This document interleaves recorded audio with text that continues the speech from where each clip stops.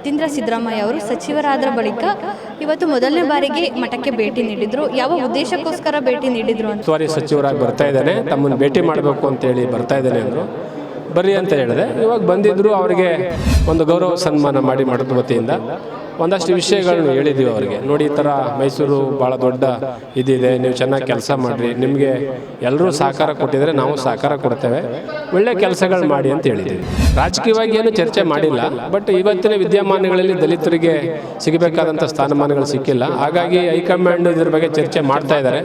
ಮುಂದಿನ ದಿನಗಳಲ್ಲಿ ನಾವೆಲ್ಲ ಅದನ್ನು ಸರಿ ಮಾಡ್ತೀವಿ ಅಂತಕ್ಕಂಥ ಮಾತುಗಳು. ಮೈಸೂರು ಭಾಗದಲ್ಲಿ ದಲಿತ ಸಮುದಾಯದ ಒಬ್ಬರಿಗೂ ಕೂಡ ಒಂದು ಸಚಿವ ಸ್ಥಾನ ಸಿಕ್ಕಿಲ್ಲ. ಅದ್ರ ಬಗ್ಗೆ ನಿಮ್ಮ ಅಭಿಪ್ರಾಯ ಏನು?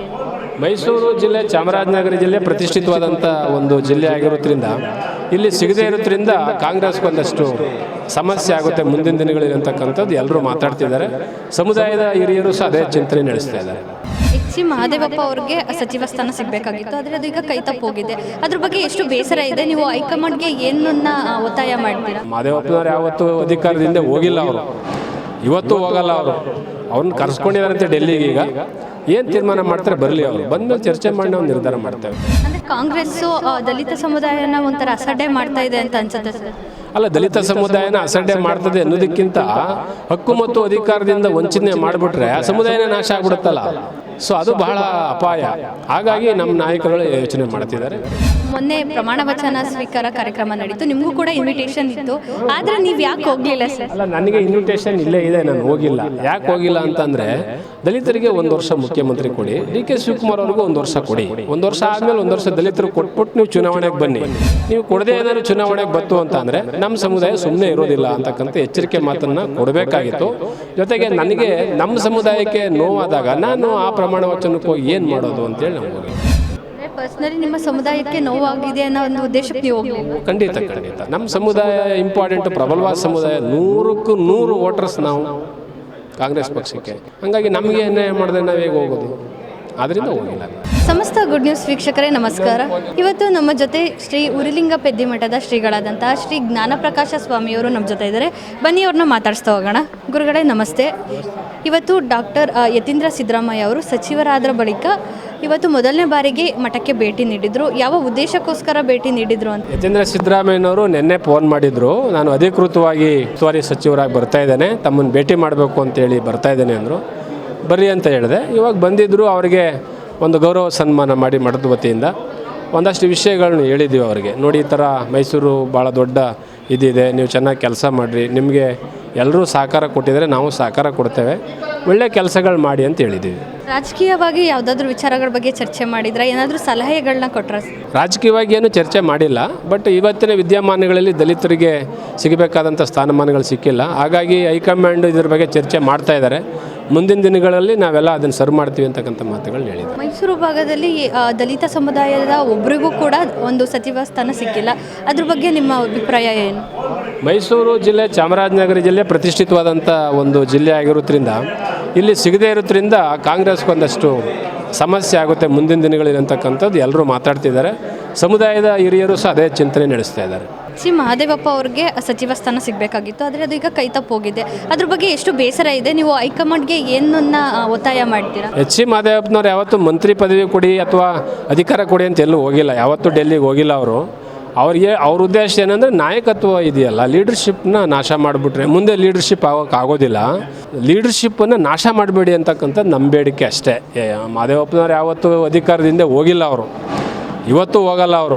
ಅವ್ರನ್ನ ಕರ್ಸ್ಕೊಂಡಿದ್ದಾರಂತೆ ಡೆಲ್ಲಿಗೆ. ಈಗ ಏನು ತೀರ್ಮಾನ ಮಾಡ್ತಾರೆ ಬರಲಿ, ಅವರು ಬಂದಮೇಲೆ ಚರ್ಚೆ ಮಾಡಿ ನಾವು ನಿರ್ಧಾರ ಮಾಡ್ತೇವೆ. ಸಿದ್ದರಾಮಯ್ಯ ಅವ್ರ ರೀತಿ ಈಗಿನ CM ಆಗಿರುವಂಥ DK ಅವರು ಅಹಿಂದ ವರ್ಗಕ್ಕೆ ಜಸ್ಟಿಸ್ ಕೊಡ್ತಾರೆ ಅಂತ ಅನ್ಸುತ್ತೆ ನಿಮಗೆ? ಅಹಿಂದ ವರ್ಗನೇ ಅವರಿಗೆ ರೂಟ್ ಮ್ಯಾಪ್ ಇರೋದು. ಕಾಂಗ್ರೆಸ್ಗಿರೋ ಬೇರೆ ಅಹಿಂದ ವರ್ಗವನ್ನು ತಿರಸ್ಕರಿಸಿದ್ರೆ ಅವರಾಗಿದ್ದವರೇ ಕಾಂಗ್ರೆಸ್ಗೆ ಅವರೇ ಕಂಟಕರಾಗ್ಬಿಡ್ತಾರೆ. ಹಾಗಾಗಿ ಅಹಿಂದ ವರ್ಗವನ್ನು ಯಾವುದೇ ಕಾರಣಕ್ಕೂ ತಿರಸ್ಕಾರ ಮಾಡಲ್ಲ. ಯಾಕೆಂದರೆ ಈಗಾಗಲೇ ಪ್ರಾತಿನಿಧ್ಯ ಕೊಟ್ಟಿದ್ದಾರೆ. ಅವರು SC STಗಳಿಗೆ 10 ಸಚಿವ ಸ್ಥಾನವನ್ನು ಕೊಟ್ಟಿದ್ದಾರೆ. ಆದರೂ ನಮ್ಮ ಸಮುದಾಯಕ್ಕೆ ಲೆಫ್ಟ್ ಆ್ಯಂಡ್ ರೈಟ್ ನಾವೇನಿದ್ದೀವಲ್ಲ, ನಮಗೆ ಕೊಡಬೇಕಾಗಿತ್ತು. ಅಟ್ಲೀಸ್ಟ್ ಅವ್ರಿಗೊಂದು 3, ನಮಗೊಂದು 4, 7 ಕೊಡಬೇಕಾಗಿತ್ತು, ಕೊಟ್ಟಿಲ್ಲ. ಹಾಗಾಗಿ ಜನಸಾಮಾನ್ಯರು ಏನು ಹೇಳ್ತಿದ್ದಾರೆ ಅಂದರೆ, ಕಾಂಗ್ರೆಸ್ಸು ನಮ್ಮ ಮತ ತಗೊಳ್ತು, ನಮ್ಮ ಹಿತ ಕಾಪಾಡ್ತಾ ಇಲ್ಲ, ನಮ್ಮ ನಾಯಕತ್ವವನ್ನು ನಾಶ ಮಾಡಿದೆ ಅಂತಕ್ಕಂಥದ್ದು ಒಂದಷ್ಟು ಚರ್ಚೆ ನಡೀತಾ ಇದೆ. ಅಂದರೆ ಕಾಂಗ್ರೆಸ್ಸು ದಲಿತ ಸಮುದಾಯನ ಒಂಥರ ಅಸಡ್ಡೆ ಮಾಡ್ತಾ ಇದೆ ಅಂತ ಅನ್ಸುತ್ತೆ ಸರ್? ಅಲ್ಲ, ದಲಿತ ಸಮುದಾಯನ ಅಸಡ್ಡೆ ಮಾಡ್ತದೆ ಅನ್ನೋದಕ್ಕಿಂತ ಹಕ್ಕು ಮತ್ತು ಅಧಿಕಾರದಿಂದ ವಂಚನೆ ಮಾಡಿಬಿಟ್ರೆ ಆ ಸಮುದಾಯನೇ ನಾಶ ಆಗ್ಬಿಡುತ್ತಲ್ಲ. ಸೊ ಅದು ಬಹಳ ಅಪಾಯ. ಹಾಗಾಗಿ ನಮ್ಮ ನಾಯಕರುಗಳು ಯೋಚನೆ ಮಾಡ್ತಿದ್ದಾರೆ, ಚರ್ಚೆ ಮಾಡಿ. ಇದರಿಂದ ಕಾಂಗ್ರೆಸ್ ಸರ್ಕಾರಕ್ಕೆ ಏನು ಬುದ್ಧಿಯನ್ನು ಕಲಿಸ್ಬೇಕು ಅಂತ ಅಂದ್ಕೊಂಡಿದ್ದೀರಾ? ಅಲ್ಲ, ಕಾಂಗ್ರೆಸ್ ಸರ್ಕಾರಕ್ಕೆ ಬುದ್ಧಿ ಕಲಿಸೋದೇನಿಲ್ಲ. ಅವರು ಸಾಮಾಜಿಕ ನ್ಯಾಯ, ಪ್ರಜಾಪ್ರಭುತ್ವದ ಮೌಲ್ಯಗಳು ಮತ್ತು ಸರ್ವರಿಗೂ ಸಮಪಾಲು ಸಂವಿಧಾನವನ್ನು ಗೌರವಿಸ್ತಕ್ಕಂಥವ್ರಲ್ವಾ. ಎಲ್ರಿಗೂ ಹಕ್ಕು ಮತ್ತು ಅಧಿಕಾರವನ್ನು ಸಮಾನವಾಗಿ ಕೊಡಿ ಅಂತ ಕೇಳೋದಷ್ಟೇ. ಅವ್ರಿಗೆ ಬುದ್ಧಿ ಕಲಿಸೋದೇನಿದೆ? ಚುನಾವಣೆ ಬಂದಾಗ ಯಾರು ಏನು ಬುದ್ಧಿ ಕಲಿಸ್ಬೇಕೋ ಕಲಿಸ್ತಾರೆ. ಬಟ್ ನಾವು ಹೇಳೋದು, ಯಾವುದೇ ಸಮುದಾಯದ ಮತವನ್ನು ತಗೊಂಡ್ಮೇಲೆ ಅವ್ರ ಹಿತವನ್ನು ಕಾಯಿರಿ ಅಂತ ಹೇಳ್ತೀವಿ. ಡಿ ಕೆ ಶಿವಕುಮಾರ್ ಅವರ ಕ್ಯಾಬಿನೆಟಲ್ಲಿ ಸೋಷಿಯಲ್ ಜಸ್ಟಿಸ್ ಸಿಗ್ತಾ ಇದೆಯಾ? ಡಿ ಕೆ ಶಿವಕುಮಾರ್ ಅವ್ರ ಕ್ಯಾಬಿನೆಟ್ ಆಗಿ ನಿನ್ನೆ ಆಗಿದೆ. ಖಾತೆಗಳಿನ್ನೂ ಹಂಚಿಕೆ ಆಗಿಲ್ಲ, ಇವತ್ತು ಆಗ್ಬೋದು ಭವಿಷ್ಯ. ಎಲ್ಲ ಸಮುದಾಯವನ್ನು ಕೇಂದ್ರೀಕರಿಸಿ ಮಾಡಿದ್ದಾರೆ. ಯಾವ ಸಮುದಾಯವೂ ಬಿಟ್ಟಿಲ್ಲ ಅವರು. ಎಲ್ಲ ಸಮುದಾಯಕ್ಕೂ ಒಂದೊಂದಷ್ಟು ಕೊಟ್ಟಿದ್ದಾರೆ. ಆದರೆ ಪ್ರಬಲವಾಗಿರ್ತಕ್ಕಂಥ ಕೆಲವು ಸಮುದಾಯಗಳಿದೆ, ಆ ಸಮುದಾಯಗಳಿಗೆ ಒಂದಷ್ಟು ಹೆಚ್ಚು ಕೊಟ್ಟಿದ್ದಾರೆ ಅವರು. ಹಾಗಾಗಿ ಈ ಒಂದು ಸಿಟ್ಟಿದೆ ಸಮಾಜದಲ್ಲಿ. ಆ ಸಿಟ್ಟನ್ನು ಅವರು ಬೇಗ ಶಮನ ಮಾಡಬೇಕು ಅಂತ ನಾನು ಕೇಳ್ಕೊಳ್ತೇನೆ. ಮೊನ್ನೆ ಪ್ರಮಾಣ ವಚನ ಸ್ವೀಕಾರ ಕಾರ್ಯಕ್ರಮ ನಡೀತು, ನಿಮಗೂ ಕೂಡ ಇನ್ವಿಟೇಷನ್ ಇತ್ತು, ಆದರೆ ನೀವು ಯಾಕೆ ಹೋಗಲಿಲ್ಲ ಸರ್? ಅಲ್ಲ, ನನಗೆ ಇನ್ವಿಟೇಷನ್ ಇಲ್ಲೇ ಇದೆ, ನಾನು ಹೋಗಿಲ್ಲ. ಯಾಕೆ ಹೋಗಿಲ್ಲ ಅಂತಂದರೆ, ನಾನು ಇಡೀ ರಾಜ್ಯಾದ್ಯಂತ ಹೋರಾಟ ಮಾಡಿ ದಲಿತರಿಗೆ ಇಷ್ಟು ವರ್ಷ ಆಗಿದೆ ಕಾಂಗ್ರೆಸ್ ಬಂದು, ದಲಿತರಿಗೆ 1 ವರ್ಷ ಮುಖ್ಯಮಂತ್ರಿ ಕೊಡಿ, ಡಿ ಕೆ ಶಿವಕುಮಾರ್ ಅವ್ರಿಗೂ 1 ವರ್ಷ ಕೊಡಿ. 1 ವರ್ಷ ಆದಮೇಲೆ 1 ವರ್ಷ ದಲಿತರು ಕೊಟ್ಬಿಟ್ಟು ನೀವು ಚುನಾವಣೆಗೆ ಬನ್ನಿ. ನೀವು ಕೊಡದೇ ಏನಾದ್ರು ಚುನಾವಣೆಗೆ ಬತ್ತು ಅಂತ ಅಂದರೆ ನಮ್ಮ ಸಮುದಾಯ ಸುಮ್ಮನೆ ಇರೋದಿಲ್ಲ ಅಂತಕ್ಕಂಥ ಎಚ್ಚರಿಕೆ ಮಾತನ್ನು ಕೊಡಬೇಕಾಗಿತ್ತು. ಜೊತೆಗೆ ನನಗೆ ನಮ್ಮ ಸಮುದಾಯಕ್ಕೆ ನೋವಾದಾಗ ನಾನು ಆ ಪ್ರಮಾಣ ವಚನಕ್ಕೆ ಹೋಗಿ ಏನು ಮಾಡೋದು ಅಂತೇಳಿ ನಾವು ಹೋಗಿಲ್ಲ. ಪರ್ಸ್ನಲಿ ನಿಮ್ಮ ಸಮುದಾಯಕ್ಕೆ ನೋವಾಗಿದೆ ಅನ್ನೋ ಒಂದು ಉದ್ದೇಶಕ್ಕೆ ನೀವು ಹೋಗಲಿಲ್ಲ? ಖಂಡಿತ. ನಮ್ಮ ಸಮುದಾಯ ಇಂಪಾರ್ಟೆಂಟು, ಪ್ರಬಲವಾದ ಸಮುದಾಯ. 100ಕ್ಕೆ 100 ವೋಟರ್ಸ್ ನಾವು ಕಾಂಗ್ರೆಸ್ ಪಕ್ಷಕ್ಕೆ. ಹಾಗಾಗಿ ನಮಗೆ ಅನ್ಯಾಯ ಮಾಡಿದ್ರೆ ನಾವು ಹೇಗೆ ಹೋಗೋದು? ಆದ್ದರಿಂದ ಹೋಗಿಲ್ಲ ನಾನು. ಸರ್, ಮೈಸೂರು ವಿಶ್ವವಿದ್ಯಾನಿಲಯದಲ್ಲಿ ಸಂಶೋಧನಾ ವಿದ್ಯಾರ್ಥಿಗಳದ್ದು ಕೆಲವೊಂದಿಷ್ಟು ಗೊಂದಲಗಳಾಗಿತ್ತು, ಕಷ್ಟಗಳಿತ್ತು, ಅದೆಲ್ಲ ಬಗೆಹರಿತಾ ಸರ್? ಆಗಿದೆ, ಬಗೆಹರಿದಿದೆ. ಎಲ್ಲರಿಗೂ ಬಗೆಹರಿದಿದೆ. ಅವ್ರ ಸಮಸ್ಯೆಗಳೆಲ್ಲ ಪರಿಹಾರ ಆಗಿದೆ. ನೋಡಿದ್ರಲ್ಲ ವೀಕ್ಷಕರ, ಇದಿಷ್ಟು ಶ್ರೀಗಳ ಮಾತಾಗಿತ್ತು. ಕ್ಯಾಮ್ರಾ ಪರ್ಸನ್ ಗಣೇಶ್ ಜೊತೆ ಸಿಂಚನ, ಗುಡ್ ನ್ಯೂಸ್ ಕನ್ನಡ, ಮೈಸೂರು.